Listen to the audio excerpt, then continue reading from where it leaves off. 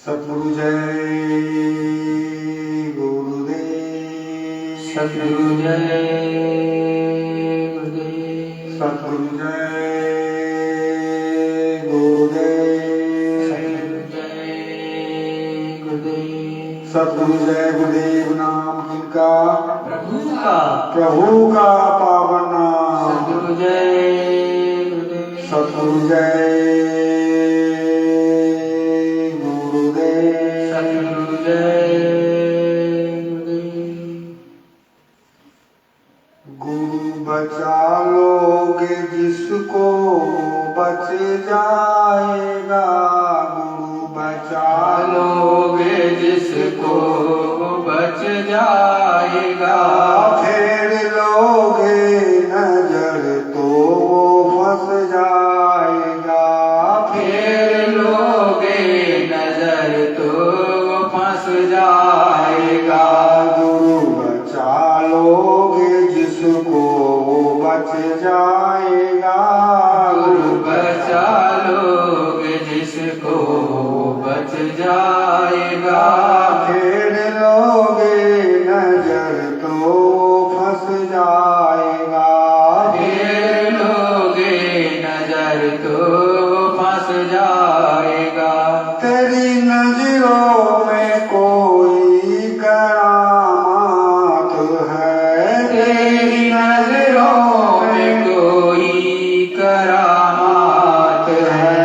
तेरी नजरों में कोई करामात है। तेरी नजरों में कोई करामात है। हर समय होती अमृत की बरसात है। हर समय होती अमृत की बरसात है। गुरु बचा लोगे जिसको वो बच जाएगा। गुरु बचा लोगे जिसको बच जाएगा। उसको बिरला ही कोई समझ पाएगा। उसको बिरला ही कोई समझ पाएगा। वो दया दृष्टि जिस पर भी हो जाएगी। ओ दया दृष्टि जिस पर भी हो जाएगी। भाग्य उसका ही तत्क्षण सुधर जाएगी। भाग्य उसका ही तत्क्षण सुधर जाएगा। फेर लोगे नजर तो बच जाएगा। फेर लोगे नजर तो फंस जाएगा। वो सुफल उसका नर्तन भी हो जाएगी। असफल उसका नर्तन भी हो जाएगा। वो सुफल उसका नर्तन भी हो जाएगा। असफल उसका नर्तन भी हो जाएगा। बन चुका मार कोई हो संसार का। बन चुका भार कोई हो संसार का। फेर लोही नजर तो वो फंस जाएगा। फेर लोगे नजर तो फंस जाएगा। सब तरफ का बिहारा संभल जाएगा। सब तरफ का बिहारा संभल जाएगा। फेर लोगे नजर तो भी बच जाएगा। फेर लोगे नजर तो बच जाएगा। तन में शक्ति नहीं धन भी रहती नहीं। तन में शक्ति नहीं धन भी रखती नहीं तन में शक्ति नहीं धन भी रहती नहीं। तन में शक्ति नहीं धन भी रखती नहीं। धर्म को भी तरफ भाव भक्ति नहीं। धर्म की भी तरफ भाव भक्ति नहीं।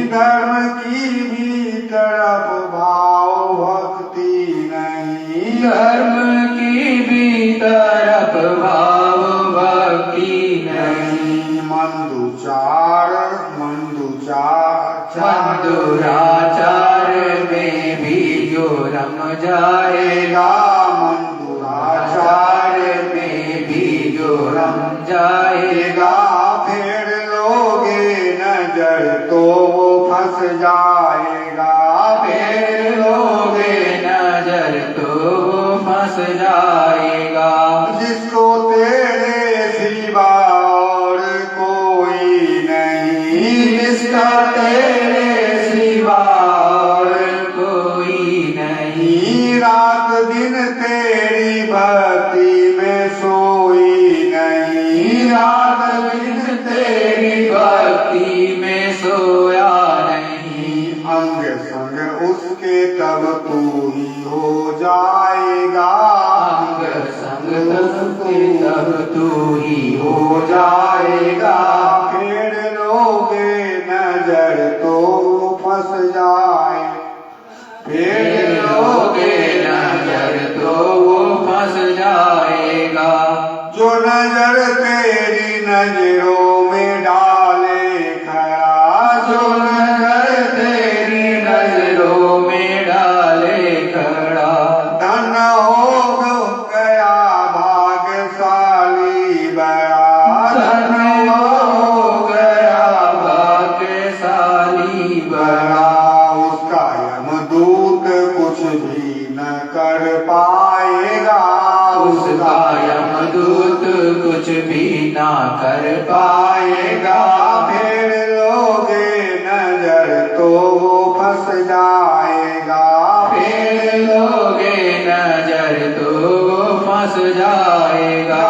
दीन दुखिया हूँ मैं तेरे द्वारे खड़ा, दीन दुखिया हूँ मैं तेरे द्वारे खड़ा, पाप से भर चुका है ये मेरा घड़ा, पाप से भर चुका है ये मेरा घड़ा, जो किया है उसी का ये फल पाएगा, जो किया है उसी का ये फल पाएगा, फेर लोगे नजर तो वो फंस जाएगा, फेर लोगे नजर तो फंस जाएगा। तेरे अतिरिक्त किसको पुकारूं प्रभु, तेरे अतिरिक्त किसको पुकारूं प्रभु, तेरी मूर्ति सूरत में उतारो प्रभु, तेरी मूरत सूरत में उतारूं प्रभु, नाम नौका पे चढ़ दास तर जाएगा, नाम नौका पे चढ़ दास तर जाएगा, फेर लोगे नजर तो वो फंस जाएगा, फेर लोगे नजर तो फंस जाएगा। नाम तेरा मैं मुख से उचारूं प्रभु, नाम तेरा मैं मुख से उचारूं प्रभु, अपने अंतःकरण में निहारूं प्रभु, अपने अंतःकरण में निहारूं प्रभु, दीप जलते ही सब पाप धुल जाएगा, दीप जलते ही सब पाप धुल जाएगा, फेर लोगे नजर तो फंस जाएगा, फेर लोगे नजर तो फंस जाएगा, दीप के साथ ध्वनियाँ भी बजने लगी, दीप के साथ ध्वनियाँ भी बजने लगी, स्वर्ग वैकुंठ की रील चलने लगी, स्वर्ग वैकुंठ की रील चलने लगी, देव भी ऐसे साधु का गुण गाएगा, देव भी ऐसे साधु का गुण गाएगा, फेर लोगे नजर तो वो फंस जाएगा, फेर लोगे नजर तो फंस जाएगा। सतगुरु जय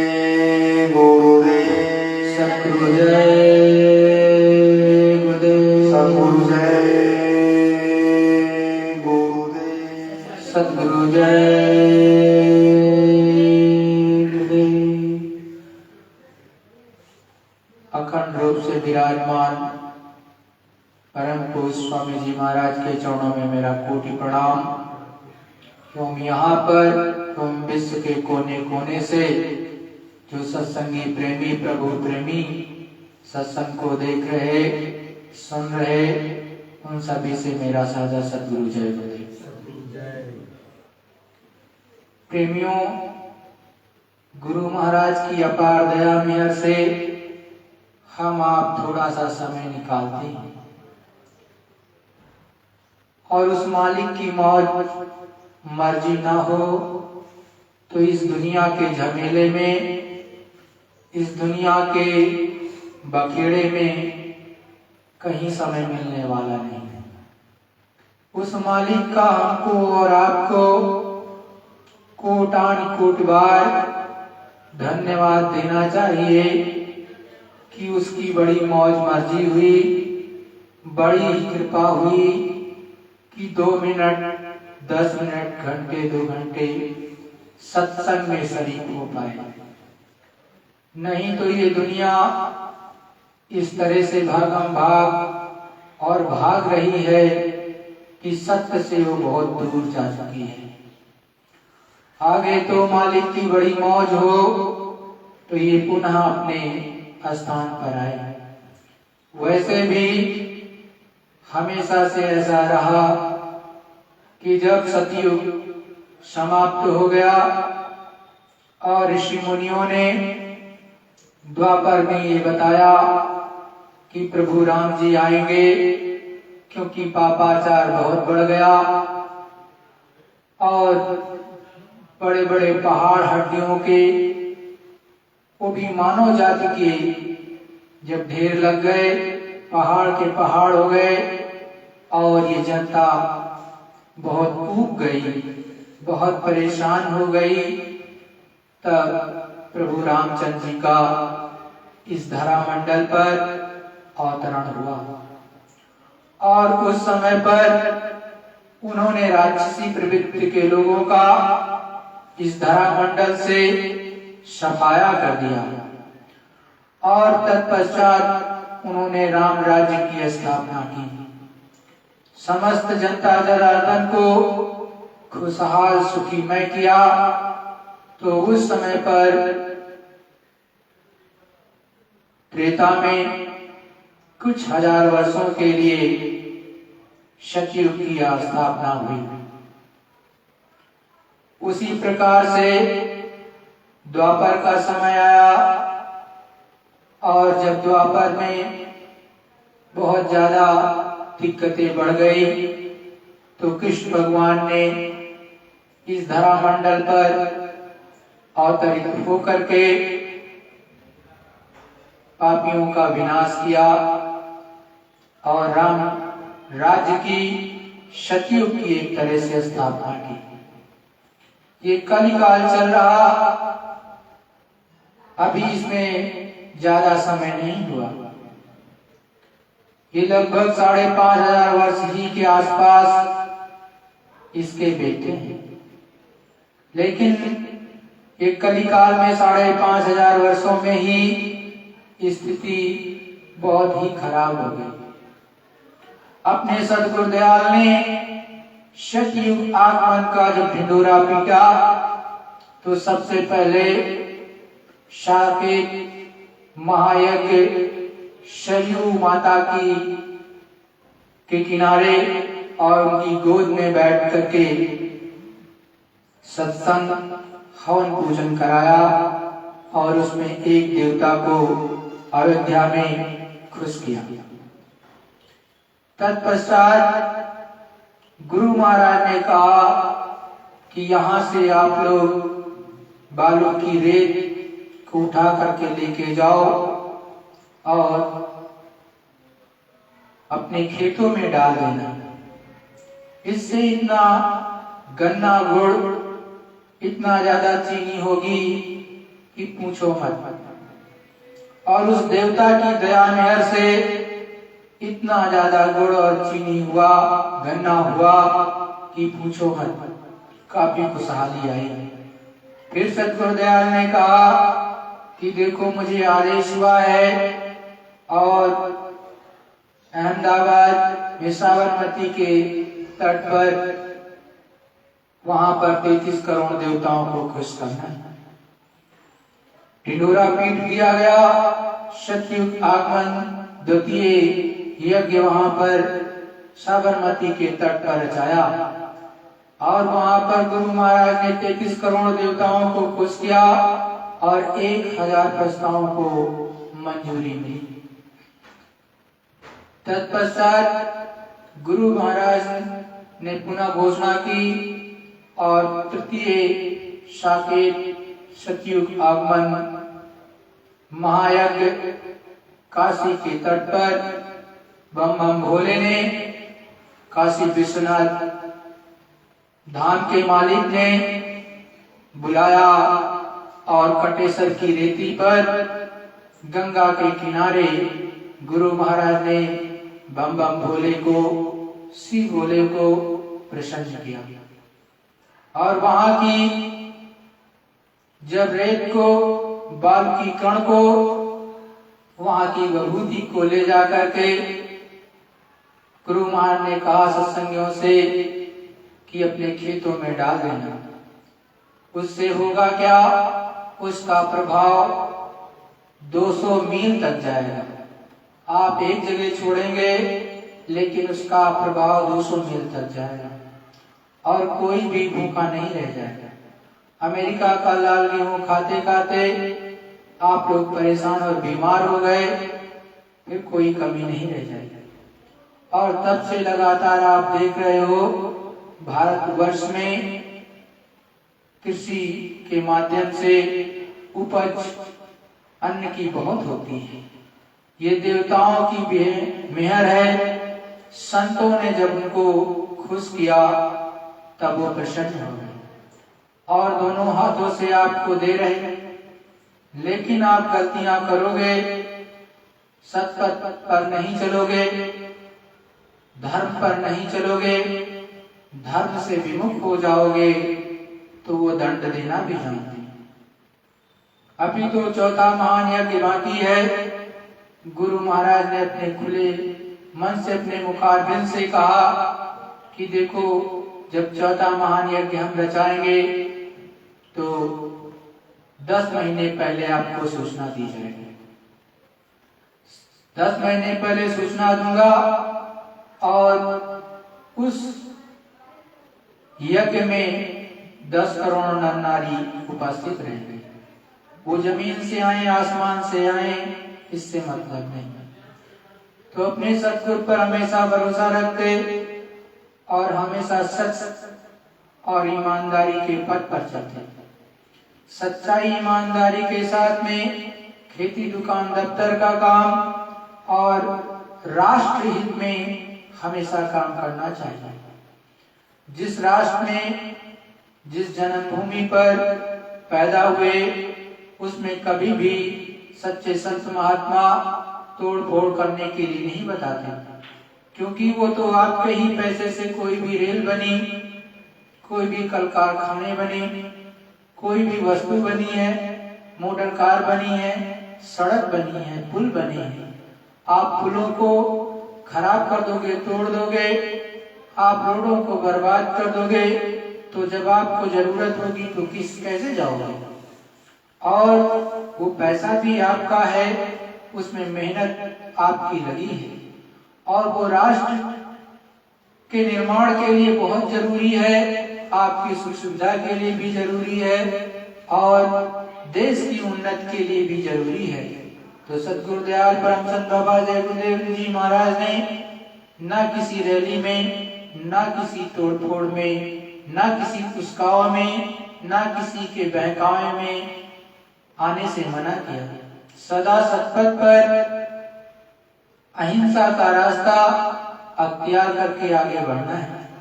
परंतु कोई आप पर वार पे वार करे तो फिर आप क्या करोगे?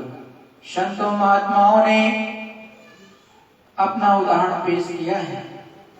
गुरु गोविंद सिंह को देखो, उन्होंने अपने धर्म की रक्षा के लिए सतपथ पर अड़ी रहे, अपने बच्चों तक को न्यौछावर कर दिया, लेकिन अपने पद से डिगे नहीं।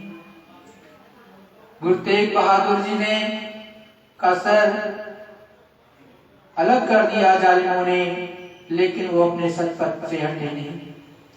तो ऐसे संतों के बलिदान को भी याद रखो, लेकिन समय समय के अनुसार आप काम करो। बहुत ही बुद्धि के से सोचकर, विवेक से सोचकर सतपथ पर चलना चाहिए और जो इतिहास है उससे सबक लेना चाहिए, तभी कुछ काम बनेगा। और किसी शांति रहेगी घर परिवार के अंदर तो सच्चा भजन करोगे, क्योंकि भजन ही तो सच्चा है, बाकी तो सब व्यर्थ है। लेकिन शांति नहीं होगी तो भजन भी कैसे होगा। शरीर को भी अच्छा रखना होता है, क्योंकि शरीर एक माध्यम है और शरीर के अंदर जो आपका सिर है, जैसे खोपड़ी भी कहते हो आप या स्कूल भी कहते हो, ये आपका भाग जो ऊपर का है, मस्तक शरीर, ये बहुत इंपॉर्टेंट है, बहुत महत्वपूर्ण है। कभी सोचते हो कि ये कितना उत्तम है, इसको सजा संवार करके रखना चाहिए, इसको भी बचा करके रखना चाहिए, क्योंकि जीवात्मा तो इसी ऊपरी भाग में बैठी है, इन दोनों भवों के बीचों बीच, और जहां तिलक लगाते हो उसी के पीछे।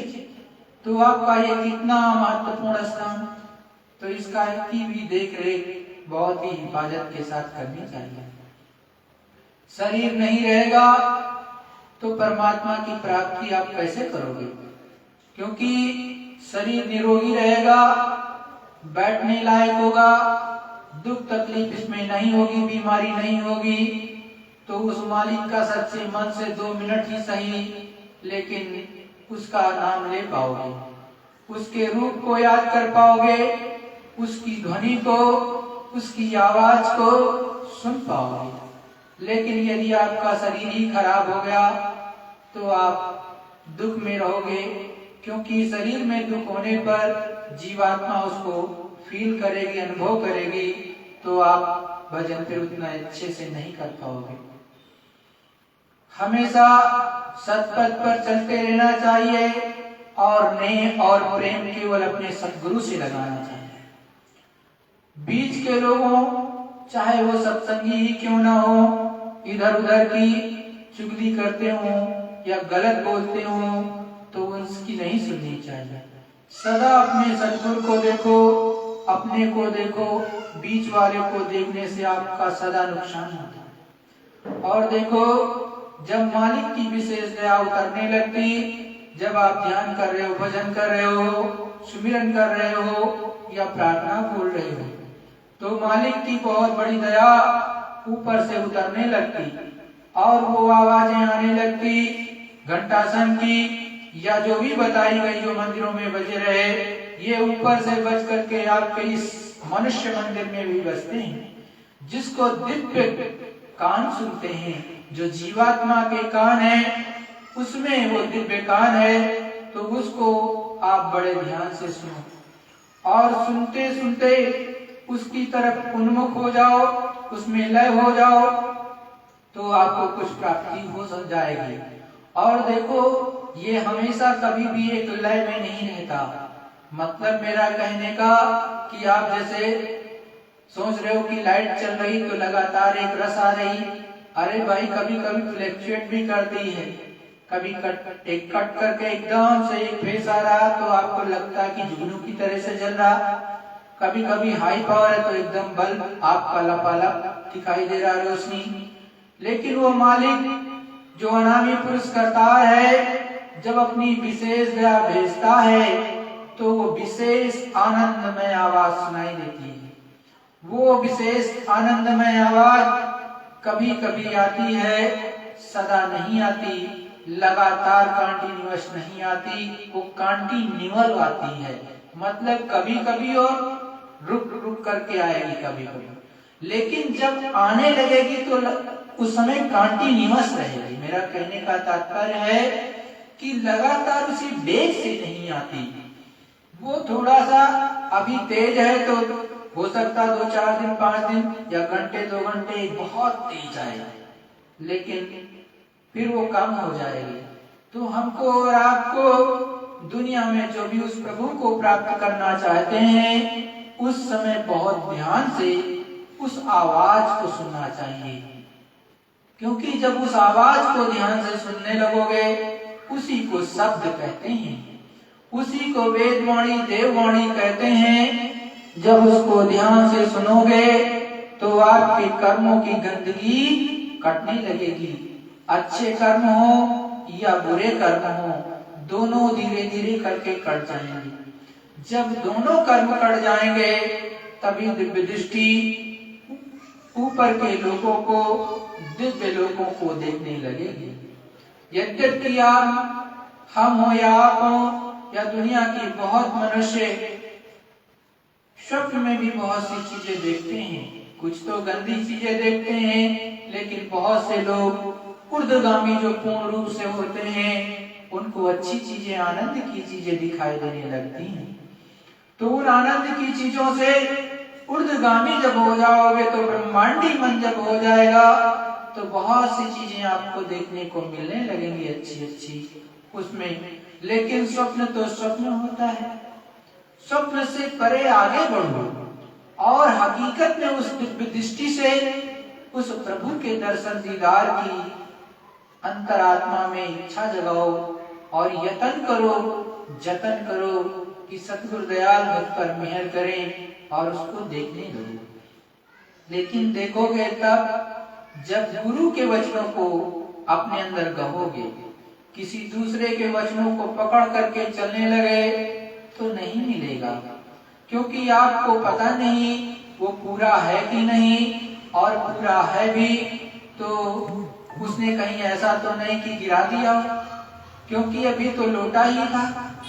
अरे वो मालिक है, अनामी पुरस्कर्तार है, उसने दया दी, दया आप समेट ले पाए कि नहीं ले पाए और संभाल पाए कि नहीं पाए, कहीं ऐसा तो नहीं एक लोटे के बराबर ही था। गुरु महाराज ने कहा कि पहले लोटे के बराबर, फिर धीरे धीरे बढ़ा करके तालाब के बराबर, फिर दरिया के बराबर, और जब आप समुद्र हो जाना तो खूब लुटा देना, कोई रोक टोक नहीं। उसमें से कितने भी घड़े निकाल लिए जाएं जल तो वो कमी नहीं होगी, लेकिन जब तक लोटा है, लोटे के बराबर जल है, तब तो उसमें निश्चित कमी आएगी, और कहीं उसके भाव गलत हो गए तो वो गिर भी सकता है। ये बड़ी बात नहीं होती। मैं एक उदाहरण देना चाहता हूँ, जीता जागता। आप कहोगे कि ऐसे पक पक कर रहा, अरे नहीं, गुरु महाराज के सामने रहते हुए बाराबंकी डिस्ट्रिक्ट तक बोला जाता था, उत्तर प्रदेश के अंदर एक गुरु भाई सोनी जी थे। उनका पूरा नाम तो नहीं बताएंगे, याद भी आ रहा, लेकिन किसी का पूरा नाम लेकर के नहीं बताना चाहिए, वो गलत होगा, लेकिन उदाहरण के तौर पे मैं बताया दे रहा हूँ। तो वो गुरु भाई बाराबंकी डिस्ट्रिक्ट के थे, मैं उनका गांव भी जानता हूँ लेकिन बताऊंगा नहीं, तो लेकिन जिले का नाम बताया दे रहा हूँ। उन पर दया बहुत उतरी, पांचों के पांचों धाम लबालब एकदम से देखने लगे, और कुछ दिन के बाद उन्होंने श्राप देना शुरू कर दिया, उल्टी सीधी हरकतें करनी शुरू कर दी। मालिक ने एक आध दो बार को इशारा किया कि भाई ऐसा मत करो, ऐसा मत करो, लेकिन उनका वो चीज रुका नहीं। फिर क्या हुआ, सदगुरु दयाल ने ऊपर से बंद कर दिया, अब वो खोखा की तरह हो गए। तो ऐसी गलतियां मत करो, उससे कोई लाभ नहीं होगा, अपनी हानि करने से क्या फायदा है, और जो करते हैं उनको करने दो, लेकिन आप अपने को सतपथ पर ला करके खड़े हो जाओ, और जो गुरु ने कहा है वही गांठ बांध दो, तभी काम बनेगा, नहीं तो बनने वाला नहीं। सद्गुरु जय गुरुदेव। प्रेमियों, एक ही जो ये मेरी व्यक्तिगत बात है उन समस्त भारतवर्ष एवं विश्व के सत्संगियों से, प्रभु प्रेमियों से, क्योंकि लाइव सत्संग आप देख रहे हो। तो मैं अभी भी बोल रहा हूँ और अंत में भी बता दूंगा कि देखो, मैं कभी किसी की बुराई करता नहीं, मैं किसी को गाली देता नहीं, मैं किसी को व्यक्तिगत तौर से किसी को प्रोत्साहित तो करता हूँ, लेकिन हतोत्साहित कभी नहीं करता हूँ। ये मेरे रग में नहीं, मेरे गुरु महाराज ने पढ़ाया नहीं, ना मेरे गुरु ने सांसारिक जो भौतिक विद्या पढ़ाई है उन्होंने भी नहीं बताया, और जो पूर्ण आध्यात्मिक मेरे सद्गुरुदयाल उन्होंने जो समझाया उसके आधार पर भी किसी की निंदा आलोचना करने से मना किया, क्योंकि निंदा करोगे तो उसकी सारी बुराई अपने ऊपर आ जाएगी, उसके कर्मों की गंदगी, और हम फंस जाएंगे या आप फंस जाओगे, जो निंदा करेगा वो फंस जाएगा। तो किसी की निंदा नहीं करनी। और रही बात, कभी हमने आपको ऊपर कमेंट किया, कुछ तो अच्छा किया। अगर आपको हमसे कोई दिक्कत परेशानी है तो हम ऑनलाइन आपसे कहते हैं कि मुझे आप ब्लॉक कर दो और हमें आप अनफ्रेंड कर सकते हो। चाहे फेसबुक हो, सोशल मीडिया की जितनी भी चीजें, चाहे यूट्यूब हो, अनसब्सक्राइब कर सकते हो, फेसबुक हो उस पर, इंस्टाग्राम पर, ट्विटर पर, या जितने भी हो आप समझ सकते हो। मैंने इंडिकेशन आपको किया, आप मुझे ब्लॉक कर सकते हो, अनफ्रेंड कर दो, क्योंकि मैं अपने गुरु की गाता हूँ, गुरु से ही मुझे सब कुछ मिला है, और गुरु ने इतनी दया की है जिसका गुणगान मैं कर नहीं सकता, और मैं किन शब्दों में बयां करूं कि उसको मैं अपने शब्दों में बयान नहीं कर सकता। तो मैं अपने गुरु की गाता हूँ, गुरु की का ही गुणगान करता हूँ, बीच वाले को नहीं देखता, ना जानता हूँ। हमें मतलब अपने सतगुरु से है और किसी से नहीं है। ये मेरी व्यक्तिगत थी, सत्संग में मैंने आपको बता दिया। फिर से नहीं बोलूंगा आपको बार बार ये चीज। आप मुझे अनब्लॉक कर सकते, ब्लॉक कर सकते हो या फिर अनफ्रेंड कर सकते हो, क्योंकि मैं अपने गुरु को ही जानता हूँ, मानता हूँ, उन्हीं का सब कुछ करता हूँ, बीच वाले का नहीं करता हूँ। सतगुरु जय गुरुदेव। प्रेमियों, अब सत्संग आप गुरु महाराज का सुनो, क्योंकि गुरु महाराज के मुखारबिन से जो एक एक लफ्ज निकलते हैं वो किसी के मुखारबिन से बड़ा मुश्किल है, रेयर है, नहीं हो पाएगा। गुरु गुरु होता है, शिष्य शिष्य होता है। तो सतगुरु के मुखारबिन से जो एक एक शब्द निकले हैं उसको सुनो और उसको ही मान लो और मनन करने लगो, तो आपको दिव्य दृष्टि निश्चित खुल जाएगी, ये पक्का है। लेकिन आप वो नहीं करोगे तो बड़ा मुश्किल है।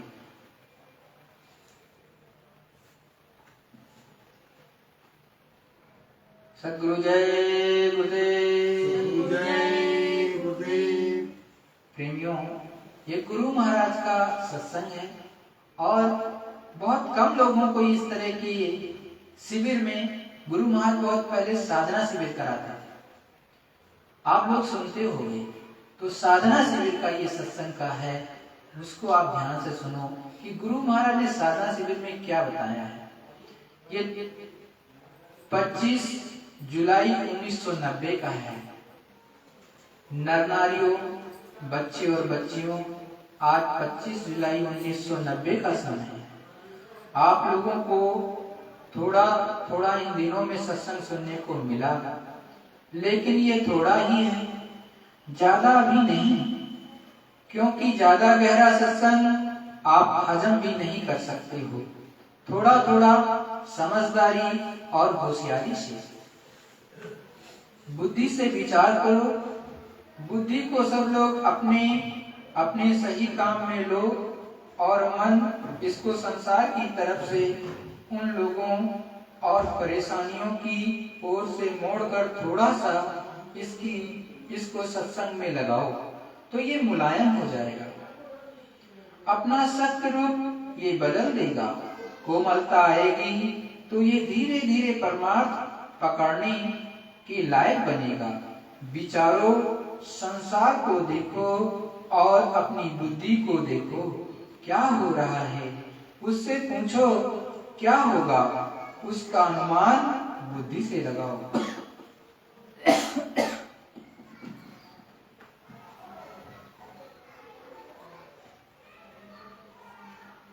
क्या हमारे पल्ले पड़ेगा और अभी तक क्या पड़ा? ये सब जब विचार आप करते रहोगे तो धीरे धीरे धीरे परमार्थ की जगह पर पहुंच जाओगे। और परमार्थ के जो सब वचन हैं, कलाम, वो तो जीवात्मा के लिए ये उसी की चीज है और उसी को वो शब्द मिलना चाहिए। लेकिन तुम जगह नहीं पूछोगे, जगह नहीं बनाओगे, बैठना नहीं आएगा, सुनना नहीं आएगा, महात्मा दे देंगे तो रखा नहीं जाएगा, तो आप गिर गए, समय निकल गया। तो ऐसा मत करो, अच्छी तरह से समझो। जो सुबह समझाया जा रहा था कि ये सारा खेल उस मालिक ने, उस परम पिता परमात्मा प्रभु ने ये बनाया, जो सबसे अलग है, जो ना कभी आएगा ना आया, पहले भी नहीं आया, अब भी और भविष्य में भी नहीं आएगा। वो अपने ही देश में रहते हैं। उनकी भेजी हुई जो भी जीवात्मा आएगी आदेश लेकर आपको ले जाने के लिए, और वो यहाँ आके यहाँ के जीवों को तोड़ते नहीं। जो नियम है उस सही नियम पर चलती हैं और जो उसके विपरीत नियम बना हुआ है उससे हटाते हैं। जब सही नियम को आप पालन करने लगोगे इसके लोक में, तो फिर वो प्यार कर लेंगे और तुम भी उससे प्यार कर लोगे, तो धीरे से इस बला से निकाल देंगे। और बड़ी जटिल बला है, इसके लिए कोई दूसरा दवा दारू उपाय नहीं है। वो महात्मा ही इसके उपाय हैं। कोई इस बला से निकालना जानता ही नहीं और कोई नहीं जानता। तो अब आपको मालूम हुआ कि नहीं, वो दयालु पुरुष है, वो रहमान है, वो कसाई का काम ना कभी किया ना कभी करता है। वो दयालुओं का भी दयालु है। उसको एक अनामा कोई नाम नहीं, कोई उसका रूप नहीं जो यहाँ आपको बताया जाए। वो नाम का भी है लेकिन बेनाम, वो नाम का भी है लेकिन बेनाम। उसका कोई नाम नहीं, इसीलिए उन्होंने कह दिया कि अरे भाई, अलग का कोई नाम नहीं, अगम का कोई नाम नहीं, अनाम है, उसका कोई नाम नहीं। ये वर्णन कर दिया बिल्कुल साफ साफ। लेकिन नाम उसका भी है, लेकिन नाम उसका भी है और रूप उसका भी है। निशान उसका यहाँ ना हो वो नहीं बताया जा सकता जिभ्या से। उसका तो सूरत स्वयं अपना ज्ञान और बोध करती है, और वो सूरत के ही बखान का है और किसी का नहीं। ये मुख नहीं बखान कर सकता, ये चर्म आंखें ये नहीं सोच सकती, बाहर के कान। ये तो जीवात्मा चेतन है। जब वास्तविक उसका रूप निकलकर निखालिस होकर आएगा और जब वो अहम रूप धारण करेगा, वही उसको जानती है और कोई नहीं। तो उन्होंने कहा है कि भाई, उन्होंने जो रचना का विस्तार किया वो इस तरह से किया है कि यहाँ कुछ भी नहीं था। फिर धीरे धीरे मिलौनी हर रंगों को दिया, उसमें से बहुत से कलर, बहुत से रंग निकाल दिए गए और उनको देकर नीचे उतार दिया गया। इस मिट्टी से मिला दिया, दूसरा तीसरा रंग बन गया। इस मिट्टी को इस मिट्टी से मिला दिया, चौथा पांचवा रंग बन गया। भांति भांति के कलर तैयार हो गए। उसने दे करके पूरा का पूरा मसाला मन बनाने का, बुद्धि बनाने का, चित्त बनाने का, प्राण बनाने का, प्रकृतियां बनाने का, ये सब मसाला उसने प्रभु ने दिया। और वो जरा जरा वहां तो पूरा जाना जाता है, लेकिन यहाँ नहीं जाना जाता कि बुद्धि किन मसालों से बनी, चित्त किन मसालों से बनी, और फिर ये प्राण किन मसालों से बने। मन किन मसालों से बना यहाँ नहीं, लेकिन वहां मालूम है कि कौन कौन मसाला इस पर दे दिया गया। लेकिन यह सब जीवात्मा के ही उस प्रकाश में, उस ताकत में, उस सत्ता में काम करते हैं। अगर जीवात्मा ना रहेगी तो इनमें से कोई काम नहीं कर सकता। ऐसा मसाला है कि जहाँ जीवात्मा रहेगी वहीं वो काम करेगी। इसी की शक्ति से और ये हट गई तो ये कुछ नहीं कर सकते। ना मन करेगा, ना बुद्धि, ना चित्त करेगा, ना प्राण करेंगे, कुछ नहीं हो सकता। इसी के साथ लगा करके मसाला दिया है। इसी की रोशनी से वो इस तरह से ये मसाला ऐसे हिलेगा, यह मसाला काम करेगा, ये काम करेगा। और जब ये नहीं रहेंगे तो इनमें कोई काम करने वाला नहीं। तो ये वहां मालूम होता है, और इन सब मसालों का वो भंडार है। तो मालिक ने अपने से अलग होकर के सत्पुरुष ने रचना का विस्तार कर दिया है।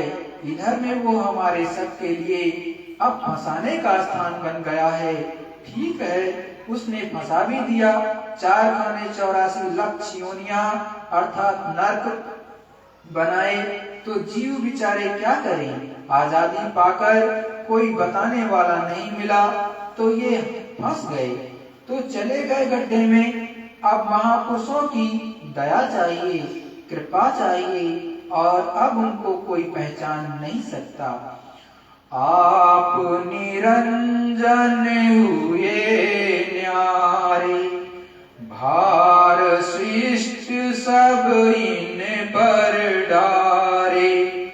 वो सद्गुरु कहते हैं कि भाई मेरी ही सूरत है, वो भी तो मेरा ही रूप है। मैंने उनको अलग कर दिया, लेकिन मैं यहाँ क्यों बैठा हूँ।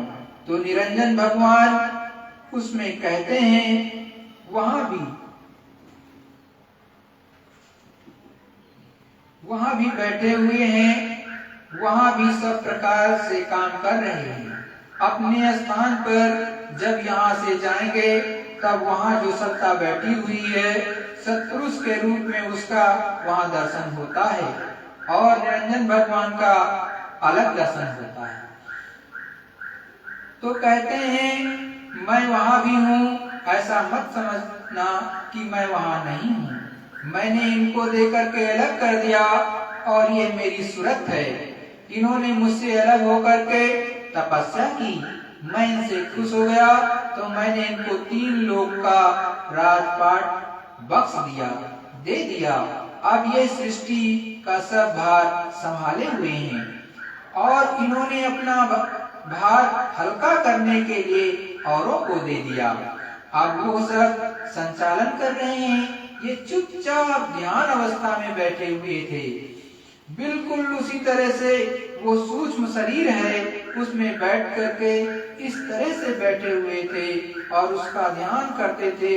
वैसे तो नीचे से ब्रह्मा का, पार ब्रह्मा का, महाकाल पुरुष का, इनका भी ये ध्यान करती हैं, और फिर सीधे इनका भी इशारा लगा हुआ है।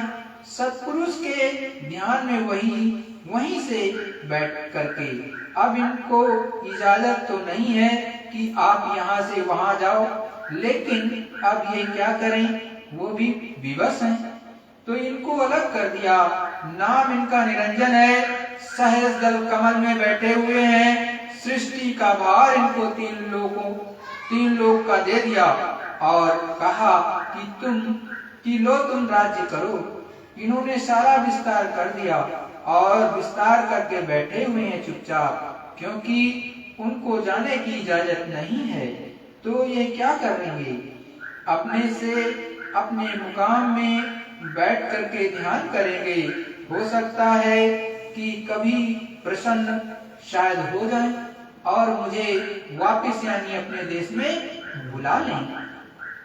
लेकिन अब वो कहते हैं कि मैं प्रसन्न होने वाला नहीं, लेकिन अब वो कहते हैं कि मैं प्रसन्न होने वाला नहीं, मैंने तो इनको निकाल दिया।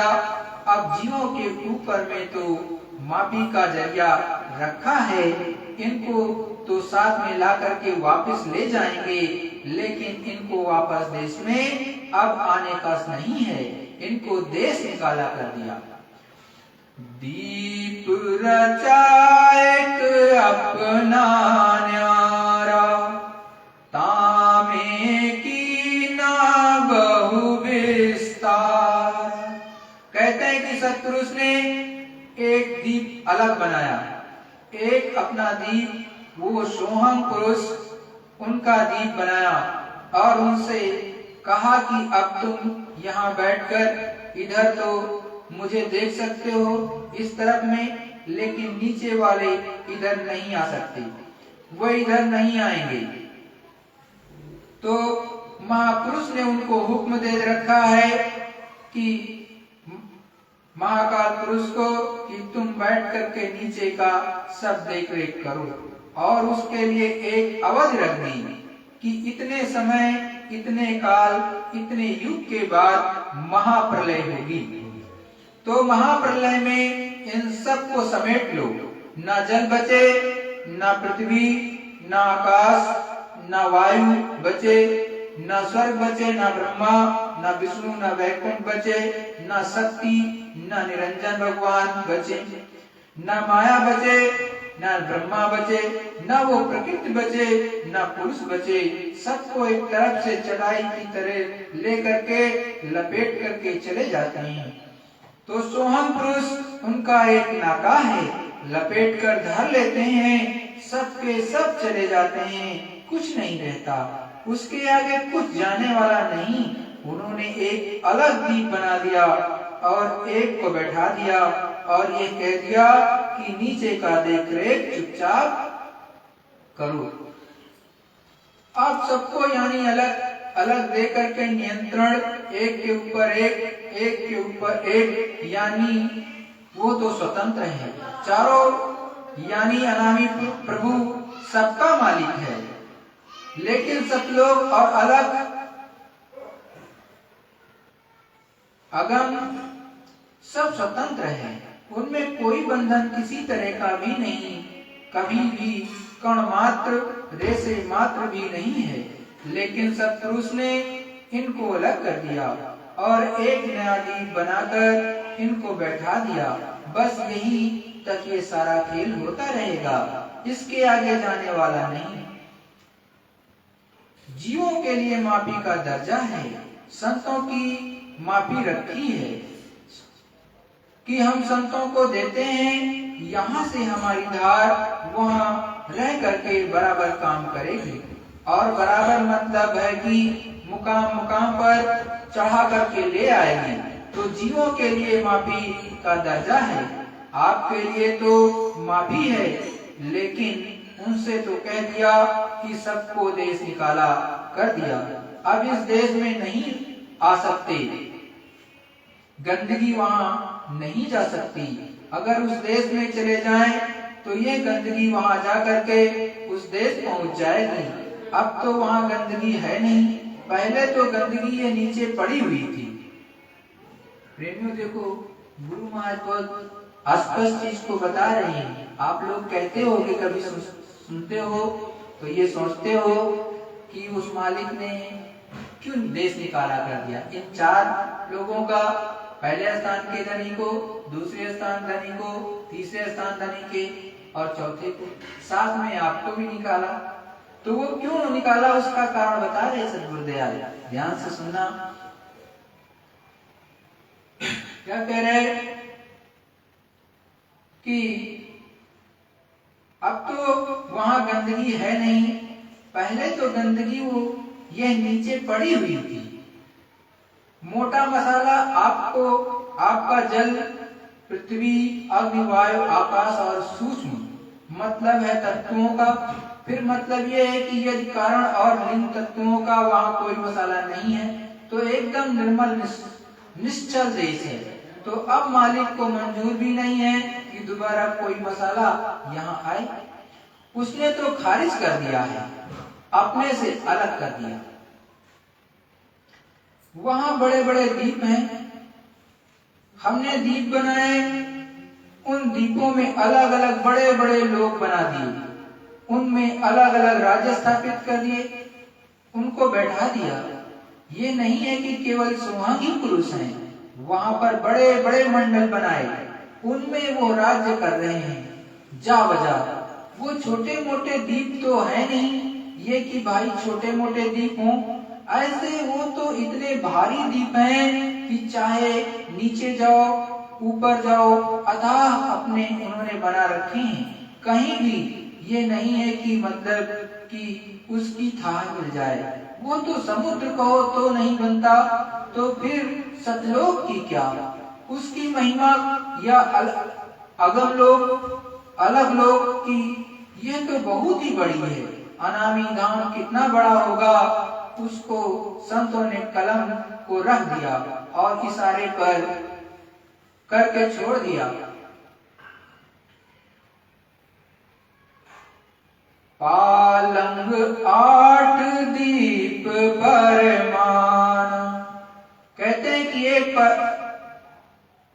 पालंग 8 दीपों का बनाकर रख दिया, एक दीप 8 पालंग के बराबर। और वो हिंडोला है, यानी झूला झूलने का है। तो कितनी किरणें, कितने सूरज चांद, कितने सितारे उनमें लगे होंगे, और मतलब ये कि गिने नहीं जा सकते। उनकी कितनी किरणें नीचे फैली हैं वो कहा नहीं जाता है। कहते हैं कि वहां पर पालंग और 8 दीप स्थापित हुए हैं। सद्गुरु जय गुरुदेव। देखो प्रेमियों, ऐसे गूढ़ रहस्य गुरु महाराज साधना शिविर में बताया करते थे, जो हमको आपको अभी मालूम हुआ, नहीं तो हमको और आपको भी कहां से पता चलता। ये तो गुरु महाराज की विशेष दया कि गुरु महाराज के बहुत पुराने पुराने सत्संग हमारे पास मालिक की दया से हैं, उन्होंने ही उपलब्ध कराया। तो ये उपलब्ध है। और हमारी एक बहन शिवा बहन की बहुत बड़ी इसमें भूमिका है। उस बहन ने विशेष इसमें यत्न किया तो ये चीजें मिली। तो ये फोटो स्टेट के रूप में जो गुरु महाराज के वचन थे संकलित हो गए।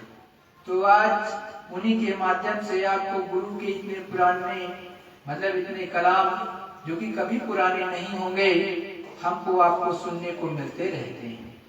नहीं तो इतना दुर्लभ सत्संग कहाँ सुनने को मिलता है, और इतना विस्तार पूर्वक। कभी कोई वीडियो पोस्ट करता है तो उसमें भी कभी कभी देखते हो कि कट जाता है, आधी चीजें ही सुनने को मिलती है गुरु महाराज की, और गुरु महाराज बहुत ही गूढ़ चीज बता रहे होते। जैसे कि अभी मैं एक सत्संग सुन रहा था अपने, मैंने प्रोफाइल पे शेयर भी किया था। उसमें गुरु महाराज बता रहे कि आगे कैसे क्या होना है, और साफ साफ कहा कि 5000 वर्षों के लिए सतयुग लगेगा कलयुग में। कलयुग जाएगा नहीं, कलयुग में ही 5000 वर्षों के लिए सतयुग की स्थापना होगी और वो लागू होगा। तो ऐसी चीजें जो अपने मुखारबिंद से गुरु महाराज ने कहा है वो कहाँ जानने को मिलता। अब गुरु महाराज कड़ी में और भी आगे कह रहे थे कुछ चीजें, लेकिन वो सुनने में नहीं मिल रहा। मैंने एक गुरु भाई हैं उनसे जिन्होंने पोस्ट किया तो उनसे निवेदन भी किया कि गुरु भाई हमें ये आगे का भेज दीजिए, ये पूरा हो तो, लेकिन उनके पास में भी नहीं। तो क्या करोगे, बड़ी मुश्किल है। और गुरु महाराज ने तो कहा ही था कि देखो ये कलाम सुनने को आपको बड़ा मुश्किल है मिलना, तो एक एक चीजों को गुरु की पकड़ते चलो, और हमारे आपके पास है क्या उसी को तो अंदर रख लो। और देखो ये संसार है, इस संसार की सारी चीजें इस शरीर के खत्म होते ही खत्म हो जाएंगी। आप हम चाहे जितना बना लें, लेकिन एक दिन तो ये शरीर छोड़ना ही पड़ेगा। तो जैसे ही सब छूटा, शरीर छूटा तो सब छूटा। अब जाएगा क्या, वो तो गुरु के वचन अगर आपने सहेज करके रखे और उससे जो ध्यान भजन सुमिरन किया, कमाई कर ली, मतलब जो वचन आपने अपने दिमाग में बसा लिए एक एक करके और फिर ध्यान भजन सुमिरन पे लग गए तो कुछ कमाई हो गई। और जब कमाई हो गई ध्यान भजन की, नाम की कमाई हो गई, तो मालिक की कुछ दया हो जाएगी, तभी तो ऊपर चले जाओगे, और नहीं तो फिर से जन्म मिलेगा, फिर से वही करना पड़ेगा, और वो करा तो लेंगे ये भी पक्का है। तो इससे अच्छा है कि लग करके ये भी कर लो। और जब तक किसी की देह नहीं बदलती, सतगुरु का दिया हुआ नाम नहीं बदलता, वो हमेशा आपके लिए काम करेगा। और सतगुरु दयाल आपके तीसरे तिल पर, जहाँ आज्ञा चक्र है, छठा चक्र है, वहां पर हमेशा आप विराजमान रहते हैं, उपस्थित रहते हैं, और हर लोक में ऊपर जाओगे, चाहे पहले स्थान में भगवान के लोक में, चाहे ब्रह्म के लोक में, चाहे पार ब्रह्म के लोक में, या महाकाल के रूप में, हर स्थान पर आपको सतगुरु दयाल मिलेंगे। और वही हकीकत में लेके जाते हैं, दूसरा कोई लेके जाता वाता नहीं है। जा बजा कभी आपकी बड़ा किसी से प्रेम हो गया है, भाई प्रेम जिससे लगाओगे तो वही उसी के बारे में सोचते हो, तो वो भी खड़ा हो जाएगा। अरे बनने में कितनी देर लगती है, जब गुरु का रूप धारण कर लेते हैं बहुत से लोग या जो दूसरी जीवात्माएं हैं, तो गुरु मान ने कहा कि आंखों को नहीं बदल सकते, उसकी आंखें जो है लाल होंगी और काली भी हो सकती हैं, दूसरी तरह की भी हो सकती है, लेकिन गुरु की हमेशा सफेद होती है, और वो चेहरा कभी बदलता नहीं है। दूसरा भी है प्रमाण, सतगुरु का चेहरा चाहे लाख साल आपके सामने वहीं पर ऊपर में भी रहे, चाहे घंटों रहे, 2 घंटे, चाहे 4 घंटे, इस बात को हमेशा याद रखना, वो बदलेगा नहीं। जैसा आपको दिखाई दे रहा वैसे दिखाई देगा। जो बात हो रही तो बात तो करते हैं, तो आप बात कर लो, लेकिन अगर वो पल पल बदल रहा है तो निश्चित समझ लो कि इसमें कुछ ना कुछ गड़बड़ है। तो ये सब पहचान सतगुरु दयाल बताते हैं। तो हमको और आपको चेंज करके इसी जीवन काल में अपने गुरु के द्वारा जो नाम दिया उससे लग करके करना चाहिए। और दया की धार करने लगे तो कोशिश करना चाहिए कि उसमें ज्यादा कर लो, जितना उसमें कर ले जाओगे उतना ही फायदेमंद। और नहीं वो मालिक कब खुश हो, भाई दया तो भेजता, कभी साल में देखोगे बड़ी तेज आवाज आ रही है, मन रुकने लगा, कभी आप देखोगे 6 महीने में आया, कभी जो है महीने 2 महीने पे आ गया या 15 दिन में आ गया। तो फिर वो धार कब आएगी ये तो निश्चित समय है नहीं, वो मालिक की मौज पे निर्भर करता है। तो मालिक की मौज कब हो, इससे अच्छा जब आने लगे उसी समय कोशिश करके प्राप्ति करना चाहिए। उसी समय ध्यान भजन सुमिरन पर सोने में कम कर दो उस दिन। अब ड्यूटी वालों के लिए मैं क्या कहूँ भाई, लेकिन ड्यूटी चाहे आप करो चाहे ना करो, लेकिन अगर वो चीज प्राप्त कर ली तो सारी चीजें प्राप्ति हो जाती है। क्योंकि आपको एक उदाहरण देता हूँ, वैसे टाइम तो ज्यादा हो रहा है, कि जब संत रैदास जी धरा मंडल पर आए, गरीबी बहुत थी, गरीबी होने के बावजूद भी संत रैदास जी चमड़े के जूते या उस समय जो जूते बनते थे उनको गांठने का काम करते थे, बनाने का काम करते थे। उसी में से जो पैसे बचते थे उनको मिलते थे, उसी से उनकी रोजी रोटी चलती थी। और जब विष्णु भगवान ने देखा तो बहुत यत्न किया उनको देने को अलग अलग तरह से। फिर लक्ष्मी माता ने देखा तो उन्होंने भी यत्न किया, जाके असरफी उनके घर के सामने रात में फैला के चली आई, लेकिन सुबह जब उन्होंने उठे और देखा तो उसको मिट्टी ढक दी। पत्नी भी ने भी देखा, धर्म पत्नी ने, तो उसने भी क्या कहा, उन्होंने मिट्टी से ढकना इसलिए शुरू किया था कि पत्नी देख ले, लालच न कर ले। तो वो भी बड़ी चतुर और चालाक, क्योंकि संत मत के साथ में रहते रहते उनको भी, तो वो भी जीवात्मा है, जग जाना चाहिए। तो वो भी क्या कह रही कि मिट्टी पर मिट्टी ढक रहे हो, कह क्या रहे कि मिट्टी पर मिट्टी ढक रहे हो, मतलब उसके लिए तो मिट्टी ही है।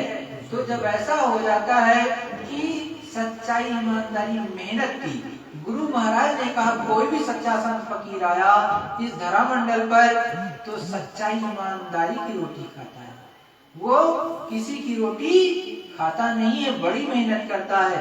तो जैसे ऐसे सतगुरु हम आपको भी सच्चाई ईमानदारी सिखाते हैं, और सच्चाई ईमानदारी की रोटी खाओगे तभी भजन बनेगा। ये भी पक्की बात सोच लो।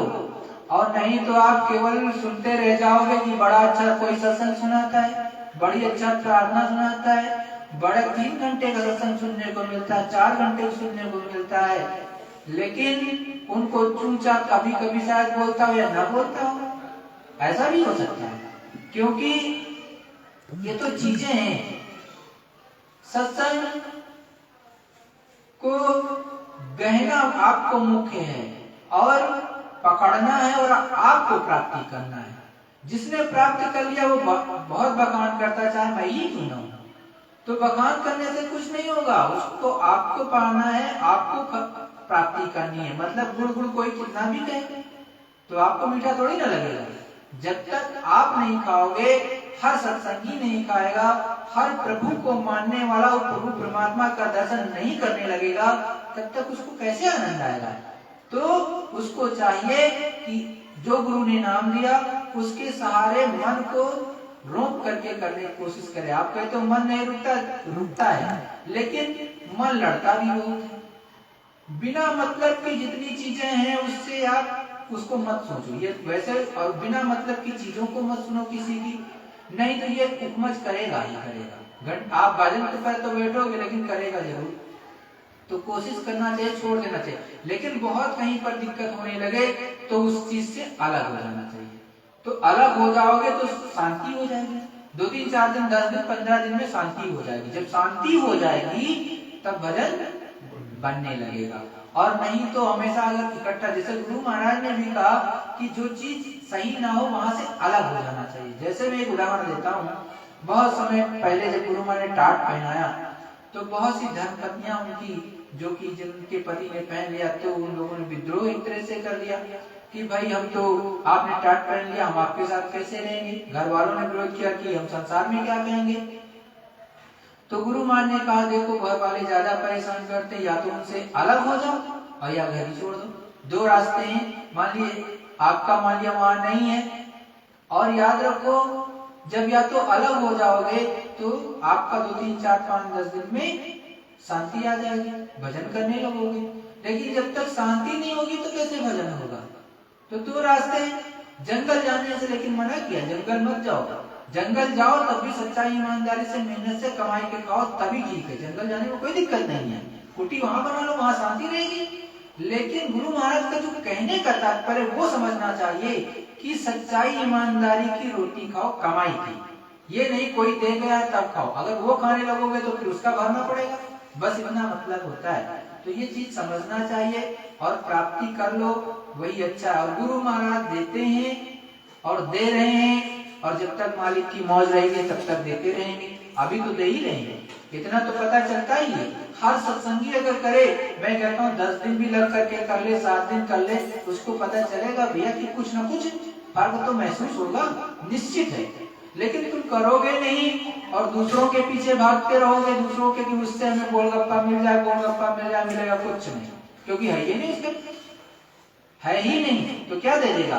तो आप गुरु से मांगोगे तो रीझ जाएगा एक नहीं, भाई रिझाना ही तो है। ध्यान भजन सुमिरन भी क्या है भाई, हमसे और आपसे कितना बनता है। लेकिन अगर आप करते रहोगे तो एक ना एक दिन मन रुक जाएगा, टक रुकता है।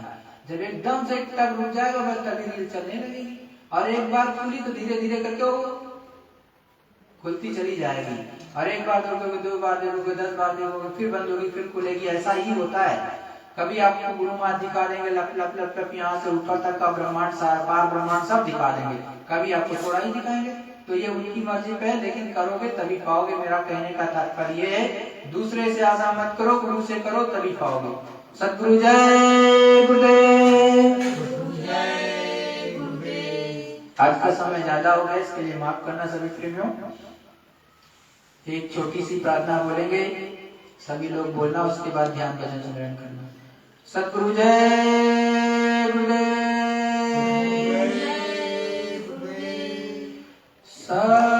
सतगुरु शतनाम तुमको लाखों प्रणाम। सतगुरु सतनाम लाखों प्रणाम।